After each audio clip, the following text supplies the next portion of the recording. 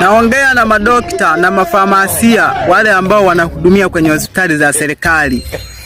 Baadhi yao wanakuwa wanakula pesa tu za wananchi, wala hawafanyi kazi inavyotakiwa. Mgonjwa akipelekwa hospitali hasaidiwi inavyotakiwa. Kabla ya kumsaidia yule mgonjwa anafanya kazi zake tu, yani wala mgonjwa hamshughulikii kabisa. Ni kwa sababu labda mnaona kwamba kiongozi wetu ni mwanamke, mnajichukulia sheria mkononi. Kwa nini hospitali sasa mlileta hospitali?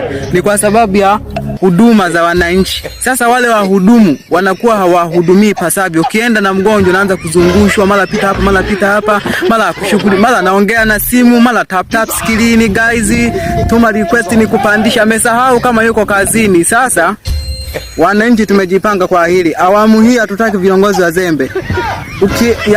Ukiajiriwa sasa hivi na sisi tumejipanga wananchi. Yani mimi nikipeleka mgonjwa kwenye hospitali ya serikali nikakuta mhudumu haeleweki na msemesha hanifuatilii mgonjwa wangu afu ni mgonjwa, mimi ninakushughulikia kwanza, kwa sababu si nyinyi mnajichukulia sheria mkononi. Kwa kuwa hii nchi inaongozwa na mama, na mimi najichukulia sheria na kushughulikia kabisa. Dokta, mimi mwenyewe naanza kukutibu ili kusudi tupachangamshe kabisa kwenye serikali, mjue kwamba sisi ndo wananchi ambao mnatakiwa mtuendeshe vizuri, sio kwamba sisi ndo mtuendeshe eti mnavyotaka. Hapana, mimi lazima nikushughulikia ipasavyo kabisa ili kusudi pachangamke kabisa kwenye hiyo hospitali.